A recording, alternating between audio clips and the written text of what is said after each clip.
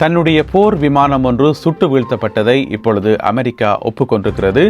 இன்று வெள்ளிக்கிழமை காலை ஈரானில் அமெரிக்கா விமானப்படையினுடைய விமானம் ஒன்று சுட்டு வீழ்த்தப்பட்டிருந்தது ஈரானிய படையினரால். இது பெரும் அதிர்வலைகளை உருவாக்கியிருந்தது.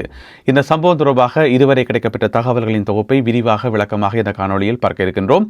காணாமல் போன 2 பேரில் ஒருவரை தாங்கள் மீட்டிருப்பதாக அமெரிக்கா அறிவித்திருக்கின்றது. அமெரிக்கா மிக பெரும் மீட்பு நடவடிக்கை ஒன்றை இதிலே செய்திருக்கின்றார்கள். வாழ்வா சாவா போராட்டம் என்கின்ற கட்டத்தில் இந்த மீட்பு நடவடிக்கை இடம்பெற்றிருக்கிறது. அதற்கான காரணம் என்ன, அதுக்கு பின்னால் இருக்கக்கூடிய முக்கியத்துவங்கள் என்ன என்பது சம்பந்தமாக விரிவாக பார்க்க இருக்கின்றோம். உள்ளூர் பொதுமக்கள் துப்பாக்கிகளால் இந்த விமானங்களை நோக்கி சுட்டதாக இன்னும் ஒரு தகவல் ஒன்று வந்திருக்குது. அது சம்பந்தமாகவும் பார்க்க இருக்கின்றோம். அதே வேளையில் இந்த வீழ்த்தப்பட்ட விமானத்துக்கும் பிரித்தானியாவுக்கும் இருக்கக்கூடிய தொடர்புகள் என்ன, அது சம்பந்தமாகவும் ஒரு சில தகவல்களும், அதே போல இதே மாதிரியான ஒரு சம்பவம் வரலாற்றில் ஒருக்கா நடந்திருக்குது. கொஞ்ச காலத்துக்கு முதல் இதே மத்திய கிழக்கில் நடந்து பெற்றும் அதிர்வலைகளை உருவாக்கியிருந்தது. எனவே அதிலிருந்து ஒரு சில தகவல்கள் என்று சொல்லி நிறைய தகவல்கள் இருக்குது. ஈரானினுடைய பாராளுமன்ற சபாநாயகர் கலிபஃப் அவர்கள் அமெரிக்காவை கலாய்த்திருக்கின்றார், நக்கலடித்திருக்கிறார் என்று சொல்லணும். எனவே இந்த மாதிரி கிடைக்கப்பட்டிருக்கின்ற சகல தகவல்களின் தொகுத்து இந்த காணொலியில் பார்க்க போகின்றோம். வாருங்கள் காணொலிக்குள் போகலாம்.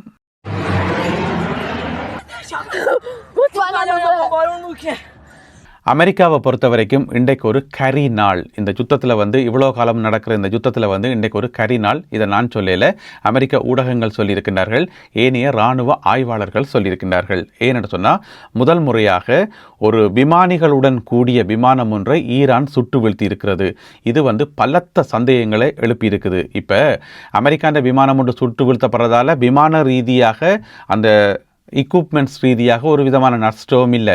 ஏன்னு சொன்னால், இது மாதிரி நூற்றுக்கணக்கான ஆயிரக்கணக்கான விமானங்கள் அமெரிக்காட்ட இருக்கின்ற வையுங்களன், அது பிரச்சனை இல்லை. ஆனால் யுத்தம் நடந்து இவ்வளோ காலமும் ஈரானுடைய பலமெல்லாம் ஒடுக்கப்பட்டாயிட்டுது. ஈரான்கிட்ட இனி எந்த விதமான பலமுமே கிடையாது என்று சொல்லி டிக்ளேர் பண்ண பிறகு திடீரென்று இப்படியான ஒரு தாக்குதலை ஈரான் நடத்தி இருப்பது, ஈரானிடமும் இன்னமும் நிறைய ஆயுதங்கள் இருக்கின்றன, விமானங்களை சுட்டு வீழ்த்தக்கூடிய அளவுக்கு ஆயுதங்கள் இருக்கின்றன, அல்லது ஈரானுக்கு யாராவது உதவி செய்கிறார்களா, இந்த மாதிரி நிறைய கேள்விகளை எழுப்பியிருக்குது. எனவே அதெல்லாம் ஒரு பக்கம் இருக்க, முதல்ல இந்த சுட்டு வீழ்த்தப்பட்ட சம்பவத்தை பார்ப்போம். நாங்கள் ஏற்கனவே செய்திகளை சொன்னாங்க, F-35 லைட்னிங் 2 விமானம் தான் சுட்டு வீழ்த்தப்பட்டது சொல்லி. ஆனால் அந்த விமானம் சுட்டு வீழ்த்தப்படவில்லை. இப்போ அமெரிக்காவிடமிருந்து வந்திருக்கக்கூடிய உத்தியோகபூர்வமான தகவல்களின் அடிப்படையில் அமெரிக்க விமானப்படைக்கு சொந்தமான F-15E strike eagle, F-15E strike eagle இந்த விமானம் தான் சுட்டு வீழ்த்தப்பட்டிருக்கிறது. எனவே F-35 இதுவும் கிட்டத்தட்ட ஒன்று தான், எல்லாமே சேம் ஃபங்க்ஷன் தான். எனவே மிக முக்கியமான ஒரு விமானம் என்று சொல்லி நாங்கள் சொல்லலாம். இது இன்று வெள்ளிக்கிழமை அதிகாலை வேளையில் சுட்டு வீழ்த்தப்பட்டிருக்கிறது. இது சுட்டு வீழ்த்தப்பட்ட அந்த இடம் இருக்குத்தான், இந்த மாகாணம், அதனுடைய பேரே கொஞ்சம் வித்தியாசமாக இருக்கும். கோஹிலுயே போயர் அகமட், கோஹிலுயே போயர் அகமட் என்று சொல்லப்படுற ஒரு மலைப்பாங்கான பிரதேசம், நிறைய மலைகளை கொண்ட ஒரு பகுதி தான் இது. ஈரானினுடைய தென்மேற்கு பகுதியில் இருக்கக்கூடிய ஒரு மாகாணம். இன்னும் தெளிவாக சொல்றதாக இருந்தால், கார்க் தீவு இருக்குத்தானே, கார்க் தீவு, அதுக்கு பக்கத்தில் இருக்கக்கூடிய ஒரு கடற்கரை ஒட்டிய ஒரு மாகாணம் என்று சொல்லலாம். இங்கே வசிக்கிற மக்களை பார்த்தீங்கன்னு சொன்னால் பெரும்பாலும் மலைவாழ் மக்கள் என்று சொல்லப்படுகிறது. அவர்களோட சேர்த்து பழங்குடியின மக்களும் வசிக்கின்றார்கள். அதாவது அடிக்கடி நகரும் பழங்குடியின மக்கள், கொஞ்ச காலம் இங்கே இருப்பினும் அப்புறம் இன்னும் கொஞ்ச காலம் போய் வேறு ஏரியாவில் இருப்பினும் இந்த மாதிரி நகர்ந்து கொண்டே இருக்கக்கூடிய பழங்குடியின மக்கள் என்று சொல்லப்படுகிறது. எனவே இவர்கள் தான் இந்த மலைப்பகுதிகளில் வாழ்கிறார்கள். இன்றைக்கு காலமே எப்படி சுட்டு வீழ்த்தப்பட்டது, எந்த கருவியால் சுட்டு வீழ்த்தப்பட்டது, என்ன நடந்தது என்று சொல்லி இதுவரைக்கும் தகவல்கள் வெளியாகல. ஆனால் ஈரானிய IRGC படையால் சுட்டு வீழ்த்தப்பட்டது என்று சொல்லப்படுகிறது. அதுக்கு பிறகு 2 பேர் காணாமல் போனதாக அறிவிக்கப்பட்டு தேடுதல் வேட்டை நடந்தது. ஏன் இந்த கடுமையான தேடுதல் வேட்டை நடத்த வேண்டி வந்ததுன்னு சொன்னால், இப்போ ஈரான் சுட்டு வீழ்த்தி இருக்குது, விமானம் கீழே விழுந்துட்டு. ஆனால் நீங்க பார்த்தீங்கன்னு சொன்னா வீடியோல அமெரிக்காவினுடைய கெர்குலிஸ் என்று சொல்லப்படுற விமானமும் பிளாக் ஹாக் என்று சொல்லப்படுற 2 ஹெலிகாப்டர்களும் மிகவும் தாழ்வாக பறந்து, மிக மிக தாழ்வாக பறந்து, சுமார் AK-47 சுடக்கூடிய மாதிரி அவ்வளவு தாழ்வாக பறந்து தேடுதல் வேட்டையில் ஈடுபட்டார்கள். ஏன்னு சொன்னா கீழே இருந்து தாக்குதல்கள் நடத்தப்படலாம் தானே. இப்ப IRGC-ஆலேயோ அல்லது ஈரானிய போலீசாலேயோ தாக்குதல் நடத்தப்படலாம். அப்படி இருந்தும் கூட அவ்வளவு தாழ்வாக பறந்து தேடுதல் வேட்டையில் ஈடுபட்டதுக்கு மிக முக்கியமான காரணம் அது அவர்கள் நடத்திய வாழ்வா சாவா போராட்டம். போராட்டம். அந்த ஹெலிகாப்டர்கள் சுட்டு வீழ்த்தப்பட்டாலும் சரிதான், அந்த விமானம் மறுபடியும் சுட்டு வீழ்த்தப்பட்டாலும் சரிதான், அல்ல அதில் மீட்பு நடவடிக்கையாக போன அவ்வளோ பேரும் செத்தாலும் பரவாயில்லை, இந்த 2 விமானிகளையும் வந்து மீட்கணும். ஆக்சுவலாக 2 பேரும் விமானிகள் இல்லை, ஒரு ஆள் தான் விமானி, மற்றவர் வந்து நவிகேட்டர் என்று சொல்லப்படுது. அதாவது அவருடைய பதவி நிலை வந்து நவிகேட்டர். எனவே இந்த 2 பேரையும் எப்படியாவது மீட்டே ஆகணும், உயிரோட மீட்டே ஆகணும் என்று சொல்லித்தான் அந்த ஒரு குறிக்கோளோடு தான் தங்களுடைய உயிரை பணயம் வைத்து அமெரிக்கா இந்த ஒரு தேடுதல் வேட்டையில் இறங்கினதாக சொல்லப்படுது. அதுக்கு காரணம் ஈரானினுடைய கைகளில் வந்து அவர்கள் உயிரோட பிடிபட்டால் களமே மாறிடும், ஒட்டுமொத்த களமே மாறிடும். அதுக்கு பிறகு வந்து அதை வச்சு நிறைய பிரச்சாரங்கள் நடக்கும். யோசிச்சு பாருங்க, அவர்கள் 2 பேரையும் கையில் செயினை போட்டுட்டு நடுரோட்டால் இழுத்து கொண்டு வர வீடியோக்கள் வெளியால் வந்தால், இந்த வசனத்தை வந்து நான் சொல்லல, இது ஒரு அமெரிக்க ஊடகத்தில் அப்படியே போடப்பட்டுக்கிறது. இவர்கள் 2 பேருடைய கையிலே வந்து செயினை போட்டுட்டு நடுரோட்டால் இழுத்து கொண்டு வர காட்சி வந்து அமெரிக்க மக்கள் பார்க்க நேர்ந்தால் அது வந்து டொனால்ட் ட்ரம்ப் அவர்களுடைய அந்த அரசியல் வாழ்க்கைக்கே ஒரு பெரிய கரும்புள்ளியாக மாறிவிடும். அமெரிக்க மக்கள் மத்தியில் மிகப்பெரிய கொந்தளிப்பை வந்து ஏற்படுத்தும். எனவே எப்படியாவது மீட்கணும் என்றுதான் இந்த ஒரு நடவடிக்கை அவ்வளவு துணிகரமாக மேற்கொள்ளப்பட்டதாக சொல்லப்படுகிறது. ஒருவர் மீட்கப்பட்டிருக்கிறார், மற்றவர் வந்து பெரும்பாலும் அவருக்கு என்ன நடந்தது தெரியல. இதுக்கிடையில் வந்து இன்னும் ஒரு சில செய்திகள் சொல்லுது, அந்த விமானத்திலிருந்து 2 பேரும் தூக்கி எறியப்படையலையாம், ஒரு ஆள் தான் தூக்கி எறியப்பட்டாராம் என்று சொல்லப்படுது. எனவே மற்றவர் விமானத்தோடு அப்படியே போயிட்டாரா இன்னும் தெரியல. இதுவரைக்கும் இந்த காணொளி ஒளிப்பதிவு செய்யப்படும் வரை 2வது நபரை பற்றின தகவல்கள் வெளியாக இல்லை. இதுக்கிடையில் வந்து அந்த மாகாணத்தினுடைய ஆளுநர், அதாவது கோஹிலுயே போயர் அகமட், அந்த மாகாணத்தினுடைய ஆளுநர் தான் இந்த பரிசு தொகையை வந்து அறிவிச்சிருந்தவர். எவ்வளவு தெரியுமா பரிசு தொகை? $60,000 அமெரிக்க டாலர்ஸ். அது வந்து ஒரு தனிநபராக இருந்தாலும் சரிதான், ஒரு குழுவாக சேர்ந்து போய் நீங்கள் பிடிச்சு கொண்டு வந்தாலும் சரிதான், உங்களுக்கு $60,000 வந்து வழங்கப்படும் என்று சொல்லி அறிவிச்சிருந்தவர்.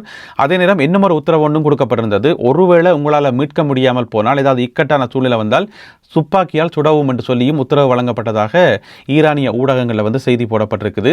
அதே நேரம் தாழ பறக்கின்ற விமானங்களை நோக்கி துப்பாக்கி சூடு நடத்த சொல்லி பொதுமக்களுக்கு ஆளுநரால் கட்டளையிடப்பட்டது என்று சொல்லி, ஏன்னு சொன்னால் அந்த பகுதியில் இருக்கக்கூடிய எல்லா மக்கள்கிட்டையும் வந்து துப்பாக்கிகள் இருக்காம் கொடுத்துருப்பினம் போல இருக்கு.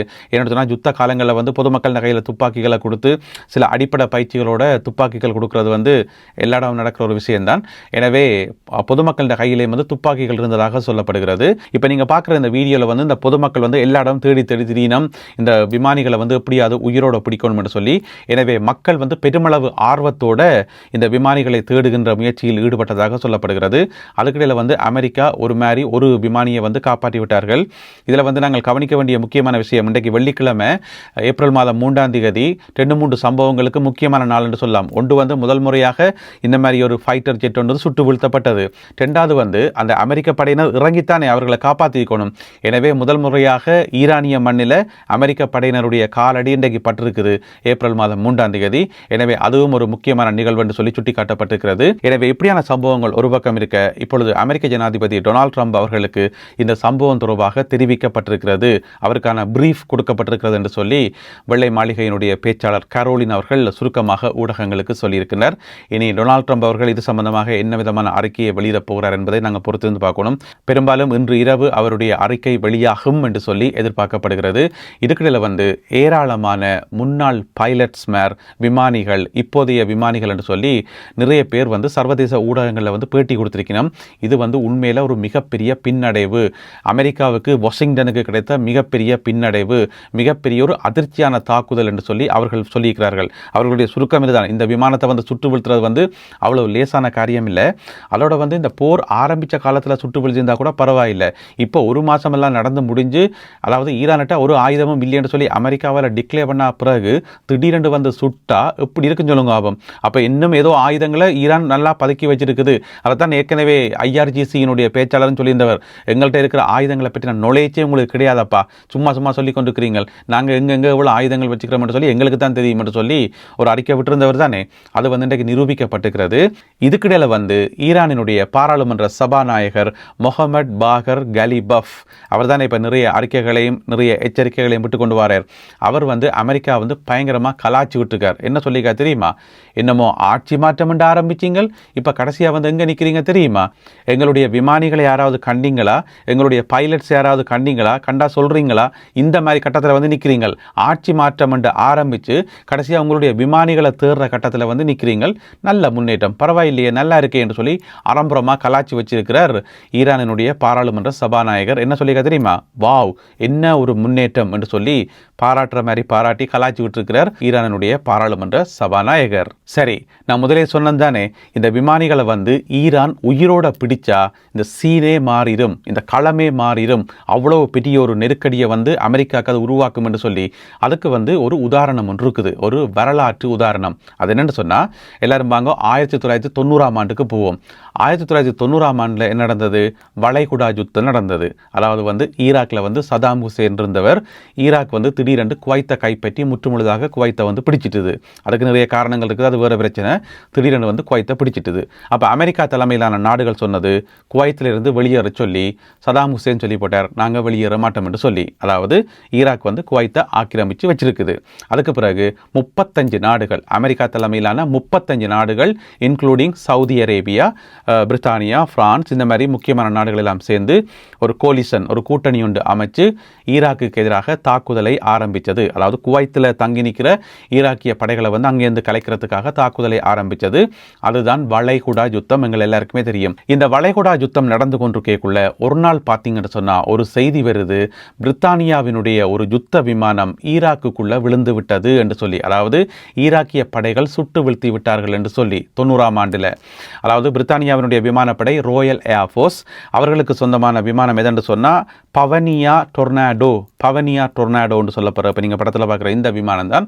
இது வந்து ஈராக்குக்கு மேலே பறந்து கொண்டிருக்கக்குள்ள ஷோல்டரில் வச்சு ஷூட் பண்ணுற ஒரு ஏவுகணை உண்டு. அதாவது SA-16 என்று சொல்லப்படுற ஒரு சிறிய வகை ஏவுகணையால் சுட்டு வீழ்த்தி இருக்கின்றார்கள் ஈராக்கிய படையினர்.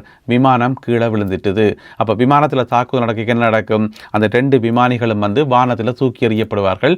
தூக்கி எறிஞ்ச உடனே ஈராக்குக்கு மேலே கொஞ்சம் தூரம் சுற்றிட்டு ஈராக்கிய மண்ணில் வந்து அவர்கள் லேண்ட் ஆகிறார்கள்.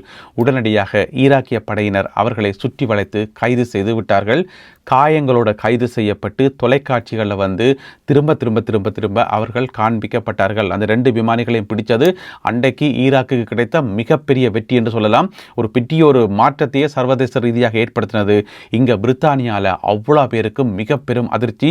பிரித்தானிய மக்கள் எல்லாம் வந்து அதிர்ச்சியில் உறைந்துட்டார்கள். ஏன்னு சொன்னால் 2 விமானிகளை உயிரோட பிடிச்சி காயங்களோட ரத்தம் சொட்ட டிவியில் காட்டைக்குள்ள இப்படி இருக்குன்னு சொல்லுங்க பார்ப்போம்.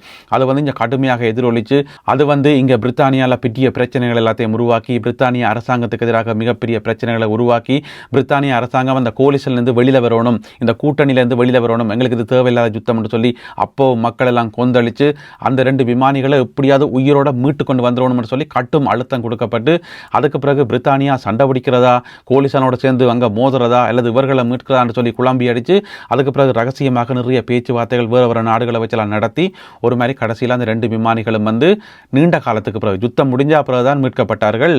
அதுக்காக நிறைய பேச்சுவார்த்தையெல்லாம் நடத்தி தான் அவர்கள் மீட்கப்பட்டார்கள். அவர்கள் 2 பேருமே இப்போ உயிரோடான் இருக்கிறார்கள். ஒருவர் வந்து தொலைக்காட்சியில் வந்து ஒரு அறிவிப்பாளராகவும் ஒரு புத்தகம் எழுதுகிற ஒரு எழுத்தாளராகவும் இருக்கிறார். மற்றவர் வந்து பெரிய ஒரு பிஸ்னஸ் மேனாக மாறி ஒரு பெரிய பணக்காரராக மாறி இருக்கிறார். ஒருவருடைய பேர் வந்து அட்ரியன் ஜோன் நிக்கோல் என்றது, இப்போ நீங்கள் படத்தில் பார்க்குற இவர் தான். மற்றவருடைய பேர் வந்து ஜோன் பீட்டர்ஸ் என்றது. இந்த 2 பேருமே வந்து ஈராக்கிய சிறையில் வந்து நீண்ட காலமாக தடுத்து வைக்கப்பட்டிருந்தார்கள். சித்திரவதை உட்பட பலவிதமான துன்பங்களை அனுபவித்தார்கள் என்று சொல்லப்படுகிறது. அபு கிரைப் என்று சொல்லப்படுற ஒரு சிறைச்சாலையில் தான் இவர்கள் தடுத்து வைக்கப்பட்டிருந்தார்கள். அன்றைக்கு பிரித்தானியாவை வந்து அதிர்ச்சிக்குள்ளாக்கி மிக பெரும் அழுத்தத்தை கொடுத்தது இந்த 2 விமானிகளையும் வந்து உயிரோட கைது செய்து அன்றைக்கு டிவியில் செய்யப்பட்ட அந்த ஒரு பிரச்சாரம் தான். எனவே அதே மாதிரி ஒரு சம்பவம் தான் இன்றைக்கு நடக்க போகுது. எனவே எப்படியாவது இவர்களை மீட்டு கொண்டு வாங்க, இல்லாட்டி அமெரிக்காவில் டொனால்ட் ட்ரம்ப் அவர்கள் இருக்கவே முடியாத ஒரு கட்டம் வந்துட்டு, அவ்வளோ கட்டும் நெருக்கடி. அதற்காகத்தான் இன்றைக்கு காலமாக உயிரை பணயம் வைத்து அமெரிக்க விமானப்படையினர் இந்த ஒரு மீட்பு நடவடிக்கையில் ஈடுபட்டிருந்தார்கள். இந்த 2 பேருமே வந்து ஈரானிய இராணுவத்தின் கையில் வந்து சிக்கக்கூடாதுக்காக இப்போ ஒருவர் மீட்கப்பட்டிருக்கிறார். மற்றவருடைய கதி என்னன்னு சொல்லி தெரியல. எனவே பொறுத்திருந்து பார்ப்போம். மேலதிக தகவல்களுக்காக காத்திருப்போம். இன்னும் ஒரே ஒரு குட்டி தகவல், அதை நான் உங்களுக்கு சொல்கிறேன். அதாவது இந்த விமானம் இருக்குத்தான், இன்றைய விழுந்த விமானம், இது வந்து இப்போ அமெரிக்க விமானப்படை என்று சொன்னால் அதுக்குள்ள நிறைய பிரிவுகள் இருக்குன்னு தானே. எந்த பிரிவுக்கு சொந்தமான விமானம் என்று சொன்னால் அமெரிக்க விமானப்படையினுடைய 48வது ஃபைட்டர் விங் அவர்களுக்கு சொந்தமான விமானம் தான். அவர்கள்ட்ட வந்து 2 விமானங்கள் தான் மெயினாக இருக்குது. ஒன்று வந்து இந்த விமானம், அதாவது F-15E ஸ்ட்ரைக் ஈகிள் இந்த விமானம், மற்றது வந்து F-35 லைட்னிங் 2 அந்த விமானம். எனவே காலமேல இருந்து அந்த F-35 பற்றின செய்திகள் வந்ததுக்கு இதுவும் ஒரு காரணம். இவேண்ட விமானம் என்றபடியாக ஒருவேளை அந்த விமானமாக இருக்கலாமோ என்று சொல்லி இவர்கள் வந்து எப்போவுமே பிரித்தானியாவில் தான் இருப்பார்கள். இவர்களுடைய பிரதானமான தலைமை, இந்த 35வது அணியினுடைய பிரதானமான பேஸே வந்து இங்கே யூகேலான் இருக்குது, யூகேல இருக்கக்கூடிய லேகன் ஹீத் என்று சொல்லப்படுற இடம். அங்கே தான் அவர்களுடைய பேஸ் இருக்குது. ஆஃப்கோர்ஸ் இந்த விமானம் கூட இங்கிருந்து புறப்பட்டு போன ஒரு விமானம் என்று சொல்லப்படுது. எனவே மேலதிக தகவல்களுக்காக காத்திருப்போம். அவையெல்லாம் கிடைக்கின்ற போது அவற்றை தொகுத்து கொண்டு இன்னும் ஒரு காணொலியில் உங்களை நான் சந்திக்கின்றேன். அதுவரை நன்றி, வணக்கம்.